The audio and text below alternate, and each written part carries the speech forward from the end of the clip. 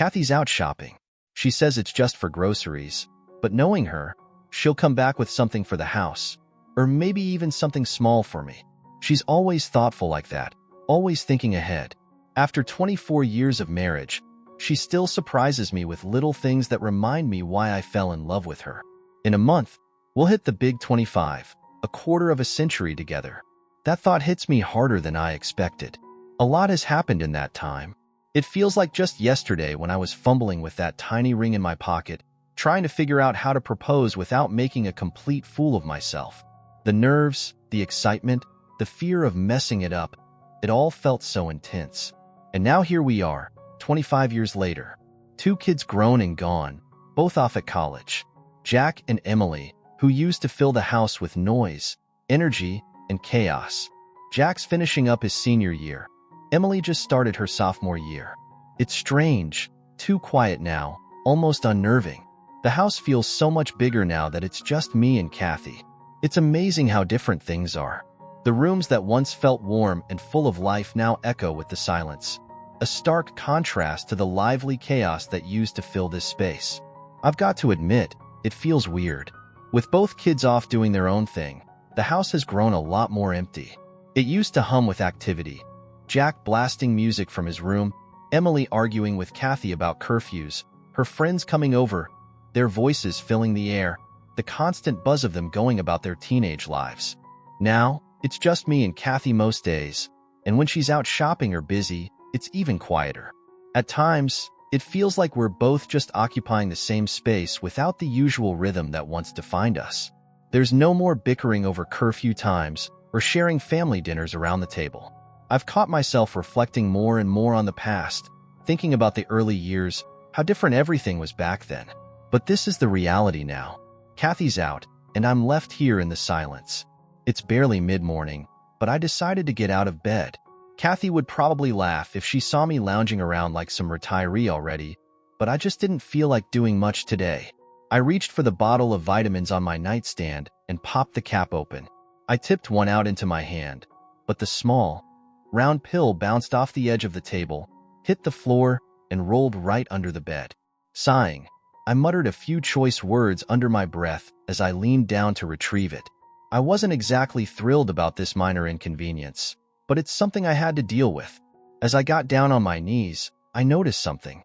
The space under the bed was darker than I expected, with the faint smell of dust that I hadn't paid attention to before. I felt around blindly, brushing my fingers against stray bits of lint and what I thought was an old sock, probably Jack's, that had rolled under there before he left for college. And then my fingers brushed against something else, thin, crinkly, and definitely out of place. I pulled it out, and for a moment, I just stared at it, my stomach sinking as I realized what it was. A condom wrapper.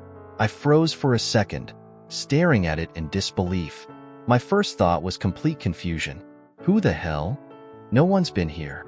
There haven't been any guests or parties.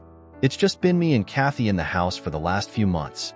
But as I stood there, holding that condom wrapper in my hand, it hit me like a punch to the gut. My chest tightened, and I didn't want to entertain the thought, but I couldn't shake it. The nagging feeling crept in. Kathy is cheating on me. The anger bubbled up inside me, hot and sharp, but I kept it in check. What was I going to do? Storm up to Kathy when she gets home and wave this condom wrapper in her face like a smoking gun? No, that wouldn't get me anywhere. She'd deny it, or worse, turn it around on me. I couldn't confront her with just this. I needed more proof. I needed to find out the truth. So, I threw on a pair of jeans and a shirt, grabbed my keys, and left. The house felt suffocating now, each corner suddenly suspect. I had to clear my head, and I knew exactly who to talk to. Davy Jones. No, not the pirate from the movies, Davy, my old friend and a damn good private investigator. He got the nickname back when he was in the Navy, and it stuck even after he swapped the sea for the streets. If anyone could help me figure out what's going on, it was him. I walked into Davy's office, and there he was, leaning back in his chair with his feet up on the desk, sipping coffee from a chipped mug. He glanced up, grinned, and immediately stood to greet me with a firm handshake. "Well, if it isn't Ben Miller," he said with a knowing look, motioning for me to take a seat. "To what do I owe the pleasure?" I hesitated for a moment, unsure of how to begin. The words felt like they were stuck in my throat, but then, the weight of the situation finally settled in, and I knew I had to say it all out loud. "I think Kathy's cheating on me," I blurted. I told him about the condom wrapper I found, about the sinking feeling in my gut that I couldn't shake, and the mounting suspicion that something wasn't right. I could see his expression shift from casual amusement to serious focus as I recounted everything. Davy sat there, nodding every now and then, listening intently but never interrupting. When I finished, he leaned back in his chair, stroking the graying stubble on his chin. "All right, Ben, I'll help you. Give me a week, and I'll see what I can dig up," Davy said, his tone firm. Then, his face grew more serious, and he looked directly at me. "But listen, before we go down this road, I need you to think about something." I nodded, bracing myself for what was coming next. "If this is what you think it is, you should be prepared. Talk to a lawyer. Get a sense of what you're looking at, financially, legally, emotionally. If this ends in divorce, it's going to be ugly." The thought made my stomach churn. Divorce? The word felt foreign, as if it didn't belong in my vocabulary. But Davy was right. I needed to face reality. I swallowed hard, managing to nod. "Yeah," I said quietly, "I'll do that." Davy stood up, clapping me on the shoulder with a reassuring smile. "We'll get to the bottom of this, Ben. I promise." I left his office feeling a mix of relief and dread. The wrapper was still burning a hole in my pocket, and the weight of the next steps loomed over me. 2 hours later, I found myself sitting in Butch Reed's office. Butch, a lawyer known as the best in town, was a tough, no-nonsense kind of guy. One of those guys who's never afraid to tell you the cold, hard truth. As I laid out my situation, he listened intently, flipping through his legal pad, jotting down notes. His piercing eyes didn't leave me, sizing me up like a hawk circling its prey. Finally, he looked up and spoke, his voice steady but with a hint of warning. "Ben, if this goes where you think it's going, you're looking at losing half, assets, savings, the house, everything. California's a community property state.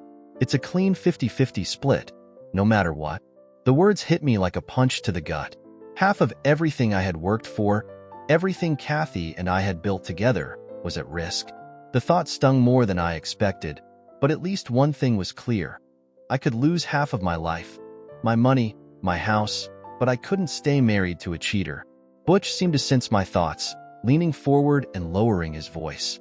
"If you're serious about this, Ben, here's my advice. Keep your head down and act normal. Don't give her any reason to suspect you're onto her. If she smells something's up, she'll lawyer up too, and that'll make things a hell of a lot messier." I nodded, feeling the weight of his advice sink in. "I'll do my best," I said, my voice firm, though inside, I felt the turmoil rising. By the time I left Butch's office, I was mentally drained, but I was determined. I had to play it cool, no matter how much it tore me up inside. When I got home, Kathy was in the kitchen, chopping vegetables for dinner. She looked up, smiling as I walked in, her face the picture of normalcy. It made my chest tighten, but I forced myself to smile back. "I've got a business trip tomorrow," I said casually, leaning against the counter. "I'll be out for the entire week." That night, Kathy slid into bed beside me, her hand brushing against my arm as she moved closer. I could feel her warmth, her intentions clear. "Come on," she murmured softly, her voice carrying that familiar tone, but I couldn't. "I'm tired," I said, my voice low and flat. She paused, then sighed, rolling over to face the other side of the bed. I lay there in the dark, staring at the ceiling. My thoughts were racing. What was I going to do? How was I going to handle this? I knew one thing for sure. I wasn't going to let this go. I was making a mistake. What if the condom wrapper wasn't Kathy's? What if it was Jack's? He had stayed in our room for a couple of nights before he left for college while his was being painted. Could it have fallen out of his pocket? Or maybe I was just grasping at straws, trying to convince myself that it wasn't what it looked like? But then again, what if it was exactly what I feared? What if Kathy was cheating on me? The questions gnawed at me, tearing holes in my resolve, but in the end, I knew I couldn't back down now. I needed to see this through, no matter where it led. The next morning, I got up early, packed a small bag, and booked a cab. Kathy barely stirred as I grabbed my things and left the house, her soft breathing filling the silence as I closed the door behind me. The drive to the outskirts of town was uneventful, the city slowly giving way to open roads and scattered buildings. The motel was as unremarkable as I had expected. Cheap, clean enough, and anonymous. Perfect for what I needed. I checked in, dropped my bag on the bed, and sat down, staring at the peeling wallpaper as the hours crawled by. It was almost evening when my phone buzzed. Ben. Davy's voice was calm but tinged with urgency. Kathy just left the house. She's checked into a motel. My heart skipped a beat. Which one? I asked, already fearing the answer. He paused for a moment before responding, the same motel where you're staying. I sat on the edge of the bed, my heart pounding in my chest as the silence in the room pressed down on me like a weight. The thought of Kathy being here in this motel burned into my mind. When Davy called again, his voice was calm but insistent. She's in the room next to yours, Ben, he said quietly. Listen to me. Don't confront her. This isn't the time or place.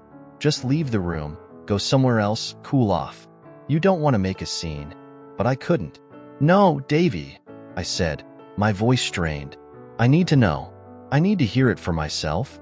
Davy sighed heavily, his frustration clear. Fine, but don't do anything stupid. Promise me. I muttered an agreement and hung up, my hand trembling as I clutched the phone. The minutes stretched on, each second feeling like an eternity, until suddenly I heard voices muffled through the thin walls. At first, I couldn't make out the words, just the sound of Kathy's voice and a man's deep, unfamiliar tone. Then it became clearer. They were having sex. Kathy was very vocal in bed, and then what I heard next made my stomach twist. I don't know why you're still with him, the man's voice dripped with contempt. The guy's old, washed up. He can't satisfy you, can he? Kathy's voice came next, breathless and filled with something I couldn't recognize anymore. No, he can't, she said, her words cutting through me like a blade. You're the best I've had in a while. He's just so old now. The man laughed, a cruel, mocking sound. Then why are you still with him? Her reply came quickly, without hesitation. I need him to keep the bills running. Now shut up and keep doing what you're good at. I sat frozen on the edge of the bed, every muscle in my body tense, every breath labored. The voices from the next room continued, their laughter like acid, eating away at me. I couldn't take it anymore. I stood up, fists clenched, ready to tear through the door and end this nightmare. But before I could take a step, the door to my room opened. Davy walked in, his expression grim. He grabbed my arm firmly, holding me in place. Don't, he said sharply, his voice low but commanding. Not like this. Let me go. I hissed, trying to pull free, but Davy's grip tightened. Listen to me, Ben, he said, his tone leaving no room for argument. They've left the window open. I've got my camera rolling. I'm filming everything. You'll have all the evidence you need. If you storm in there now, you're the one who's going to end up in jail, and that'll screw you over in the divorce.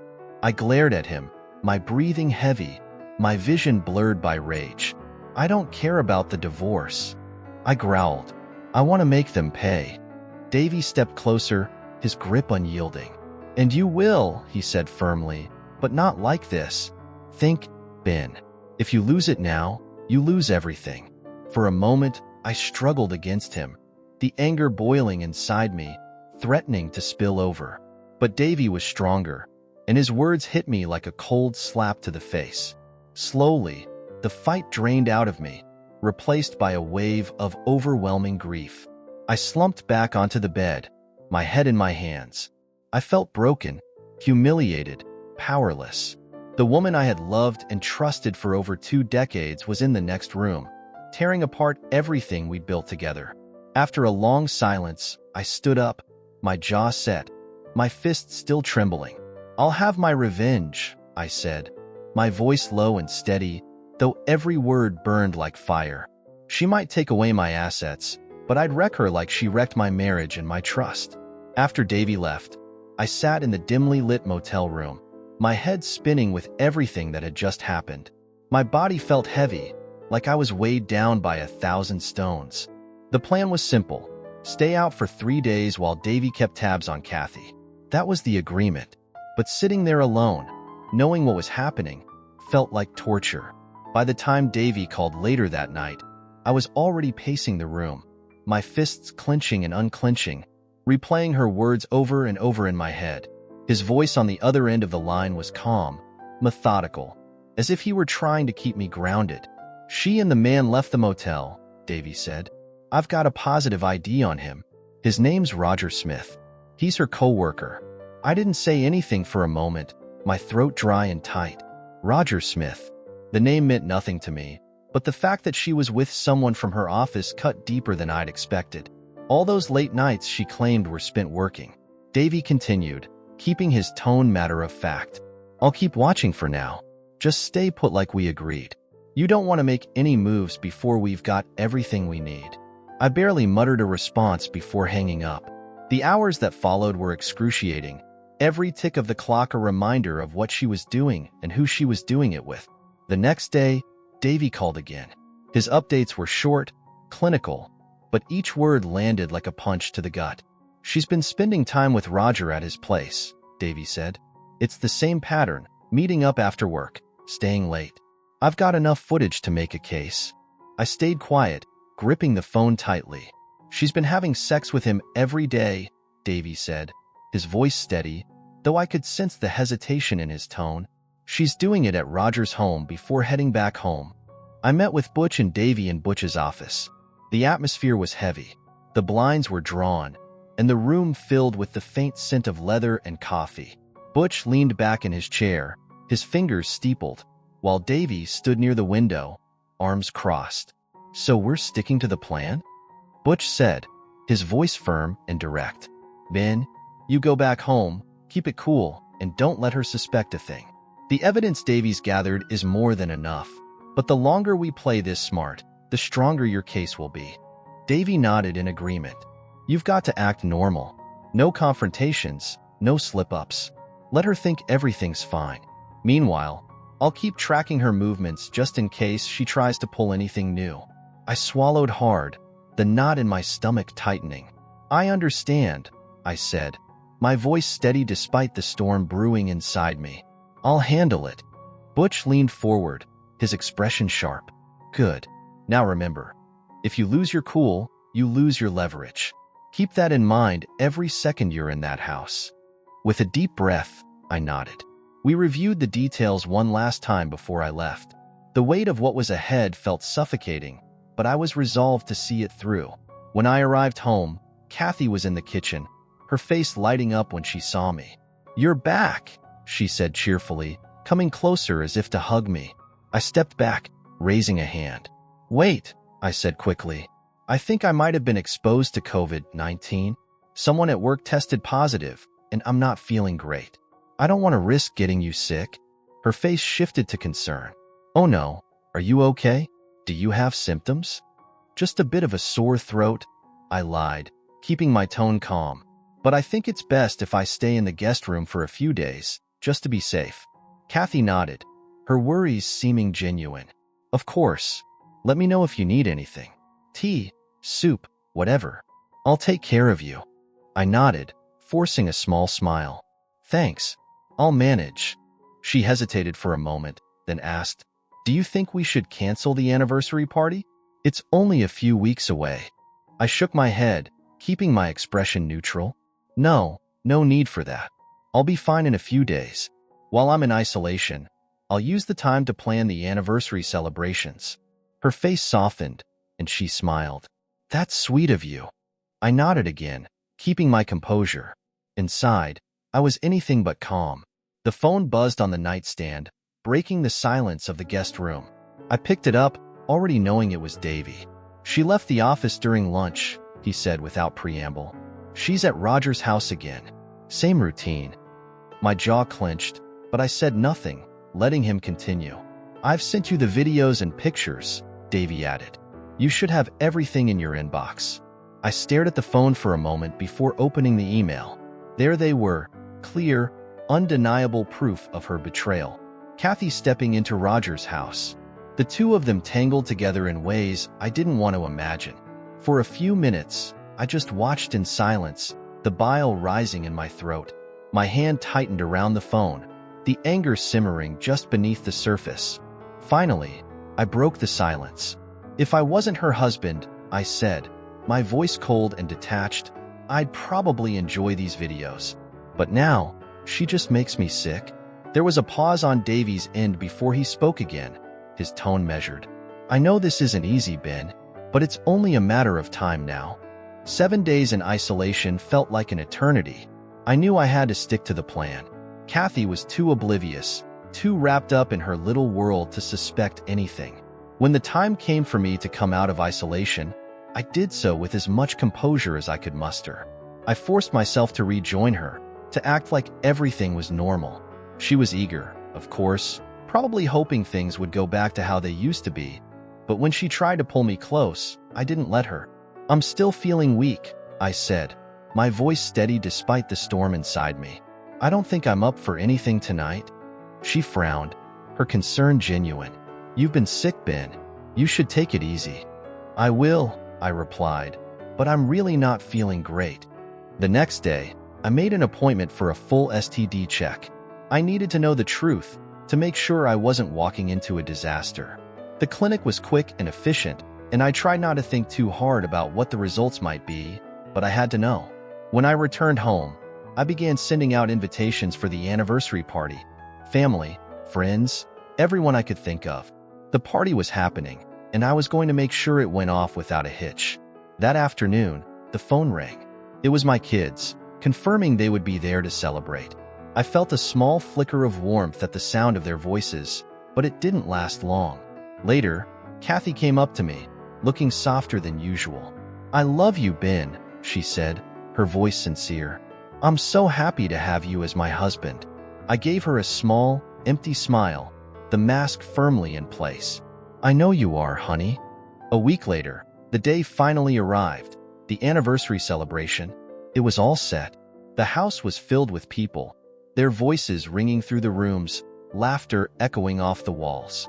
Everyone was congratulating me, telling me how lucky I was, how beautiful the years had been. Kathy was radiant as usual, beaming with that bright, almost innocent smile she always had in front of guests. She had invited people from her office, of course.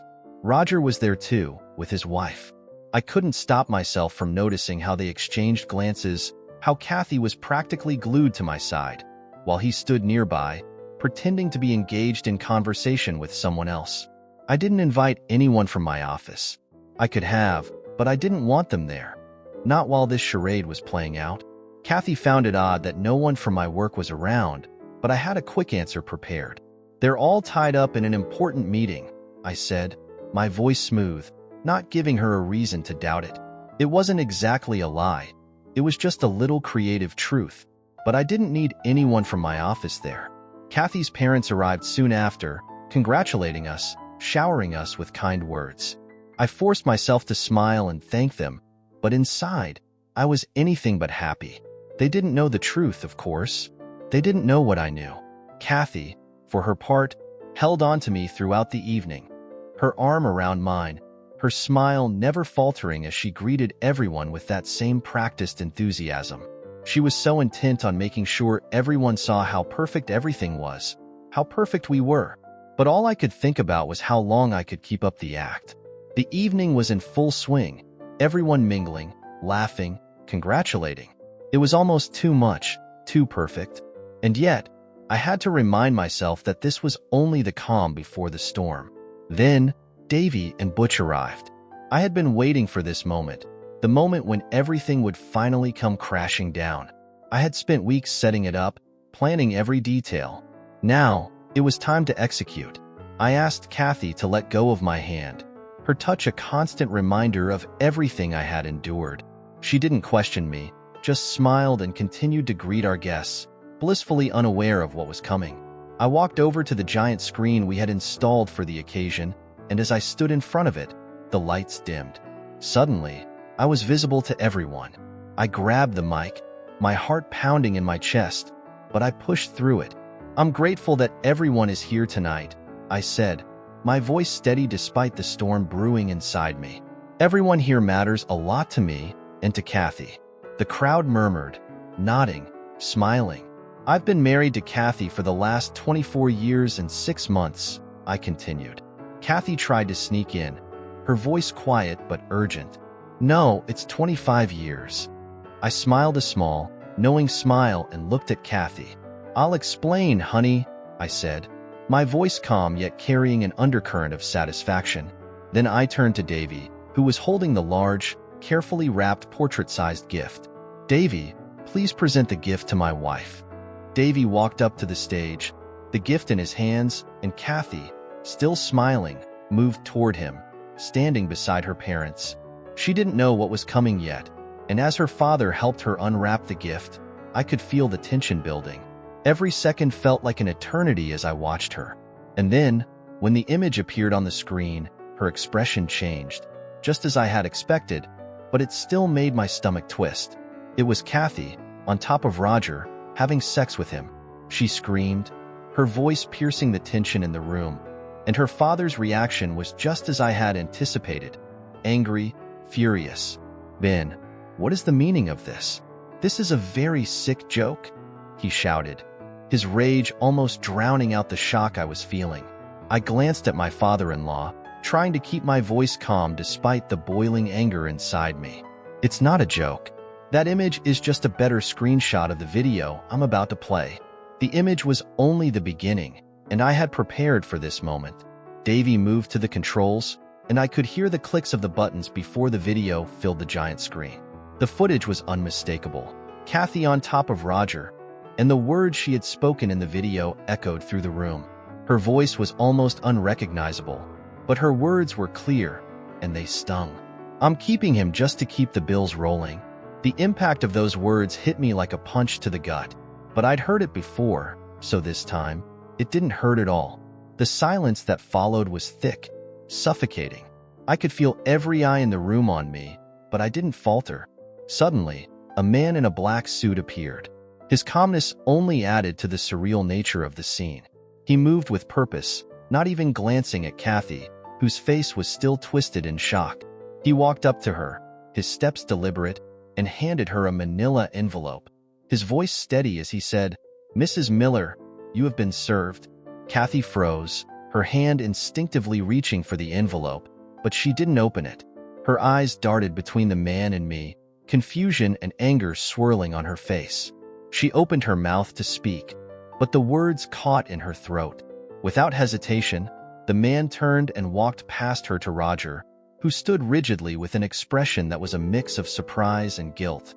The man in the black suit handed Roger another envelope, his voice steady as he said, Mr. Smith, you have been served. Roger's eyes widened as he took the envelope, glancing nervously at Kathy, who was still processing everything. But before he could say anything, the man moved on, almost as if he had done this 100 times before. Next, the man walked to the CEO. The room seemed to shrink as the man approached, his footsteps echoing off the walls. He handed the CEO his envelope, and the same words slipped from his lips. Mr. Thompson, you have been served. The CEO, a man I'd respected not long ago, took the envelope with a furrowed brow, his face paling as he processed the situation. What is this? He asked, his voice shaking slightly.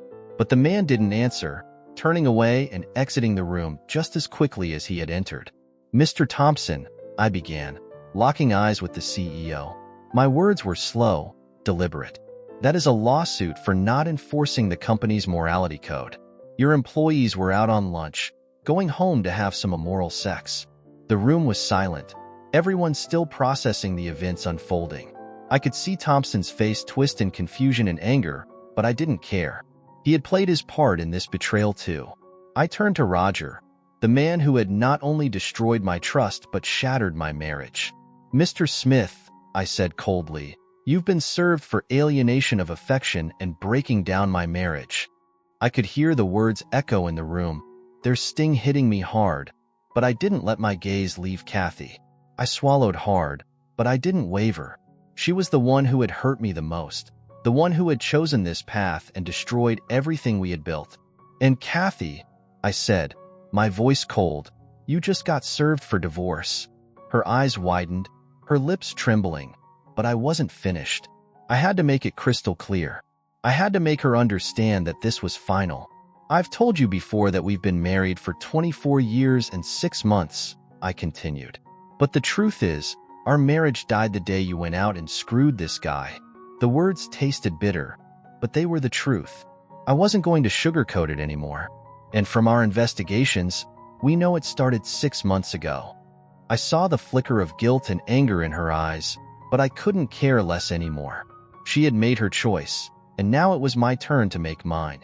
I don't care why you did it, I said, my voice hardening, the finality ringing through the room. I don't need to know. Just get out of my house. Just like that, something inside me clicked into place. It was over. The days following that moment felt like an endless waiting game. But the chaos hadn't stopped. Kathy's parents were relentless, calling, coming over, trying to talk me down from what they saw as a rash decision.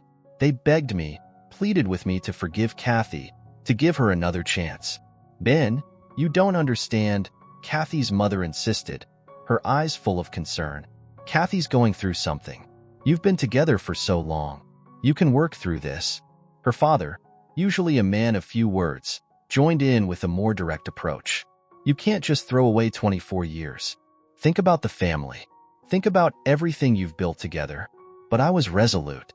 I had made my decision, and nothing was going to change that. The betrayal had cut too deep. There was no coming back from this. I didn't need their pleading or their well-meaning advice. I had given Kathy more than enough chances to be honest with me, and she had chosen to lie, to deceive. It was over. Still, Kathy didn't give up. As if the truth of everything we'd been through wasn't enough, she fought back with a new, strange excuse at the hearing. Her eyes filled with tears, and she looked at me with a pleading expression. Ben, please, she started, her voice cracking. I've been going through a lot. I have a hormone imbalance, and that's why I wanted more sex. You weren't able to provide that for me, and that's why I couldn't believe what I was hearing. After everything, this was her excuse? I looked over at Butch, my lawyer, and saw the skepticism on his face. He was quick to respond. Miss Miller, you have never informed my client about this hormone imbalance issue. In fact, there are no medical records or doctor test reports to substantiate your claim. Kathy flinched at Butch's words, her eyes darting down, clearly caught off guard. The judge, who had been quiet until now, leaned forward, a stern look on his face. Miss Miller, if there was any medical issue, why didn't you inform your husband? Why didn't you take the necessary steps to address it with him, especially if it was affecting your marriage so drastically? Kathy remained silent for a moment, and I could see the frustration building in her. The judge didn't give her time to form a response, continuing with an air of finality. If you truly had such an issue, you should have communicated it with your husband. And now we find no substantial proof. The court finds no grounds for reconciliation. The weight of his words felt heavy, but it was what I had expected. I had made my case, and I knew there was no turning back now. I was done trying to make sense of her actions. The judge finally concluded after 7 months of back and forth that the divorce was granted. The divorce had done its damage, but the fallout didn't stop there. Jack and Emily, my kids, were in the middle of all this chaos. They didn't take sides, but their silence spoke volumes. They were angry at Kathy for what she had done, but they were also angry at me for how I exposed her. I couldn't blame them. I had put everything on display, torn apart the life they knew, and even though it was justified in my eyes, I understood that the way I handled things had hurt them. They stopped communicating with both of us. As much as it pained me, I knew it was their way of dealing with the betrayal. I kept my distance from them, trying to give them space to heal. It wasn't easy. Not knowing where I stood with them left a hole that nothing seemed to fill. But I had made my choices, and now I had to live with the consequences. Financially, things had changed too. My assets had been reduced by half after the divorce settlement. Everything I had worked for, everything Kathy and I had built together, was divided down the middle. It felt like a punch to the gut, watching everything slip away, but as hard as it was, I knew this was the price I had to pay for ending a marriage built on lies. I couldn't bring myself to regret my decision. Kathy had taken her share, yes, but my dignity, my self-respect, they were still mine. I had kept those intact. I had made sure that, despite everything, I came out of it with some semblance of pride. Roger, on the other hand, wasn't faring any better. He was deep in his own battle, fighting for a divorce from his wife. I knew she had hired Butch to represent her, and I couldn't imagine him coming out of that fight unscathed. He had played a part in the destruction of my marriage, but now his own was crumbling, and I was willing to bet it was only a matter of time before the damage hit him too. The CEO, however, wanted this whole mess to disappear. He had his own interests to protect, and the public scandal was proving to be bad for business. It didn't take long before I got a call from him, arranging a backdoor meeting. The offer was simple, $1 million for me to withdraw the case. They wanted silence, closure, and I was the key to making it all go away. By this point, I had already divorced Kathy, and I wasn't looking for more revenge. I had made my peace with the decision. If this money would end the chaos, if it would give me some financial cushion as I started this next chapter of my life, then I would take it. So, I withdrew the case. I kept the $1 million as a symbol of the deal I made to finally end it all. 3 years later, I find myself sitting on the porch of my little farmhouse, watching the sun dip below the horizon. The colors bleed across the sky in a way only the countryside can offer. The air is crisp, the world quieter. This is the peace I've been craving for years. I'm surrounded by my animals, 2 German shepherds, Max and Duke. They're loyal and protective, their eyes always watching, making sure that no one or nothing can hurt me anymore.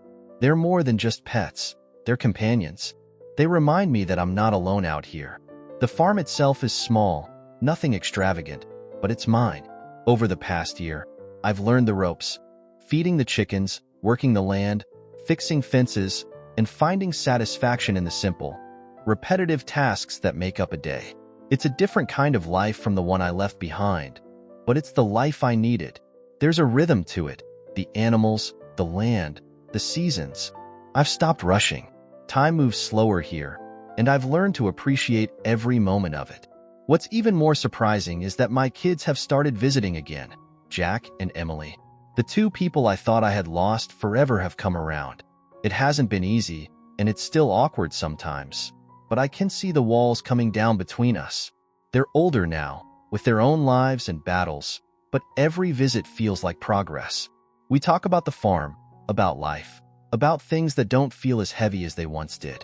I'm not trying to fix anything anymore. I'm just here for them when they need me. As for Kathy, well, I've heard through the grapevine that she's living with her parents now. From what I gather, she's in therapy, trying to work through everything that happened. I didn't expect things to be easy for her. She's facing her own demons, and I can't help but feel a small sense of empathy for her, even after everything. But it's not my problem anymore. It's hard to completely shut off the person I once cared about. I'm not bitter about it, though. I'm not angry. I've let all of that go. In this quiet place, I've learned that holding on to rage only keeps you chained to the past. And I'm not living in the past anymore. I've moved on, and for the first time in years, I'm actually happy. I wake up to the sound of birds, the wind rustling through the trees, and the occasional bark of my dogs chasing after something. I have everything I need right here. What would you do if you discovered your spouse's betrayal after years of marriage? How far are you willing to go for justice, and when does revenge cross the line? Is it ever truly possible to move on after such a profound betrayal, or do the scars always remain? What's the right way to handle betrayal, and how do you rebuild your life when everything you thought you knew is shattered? Let's discuss.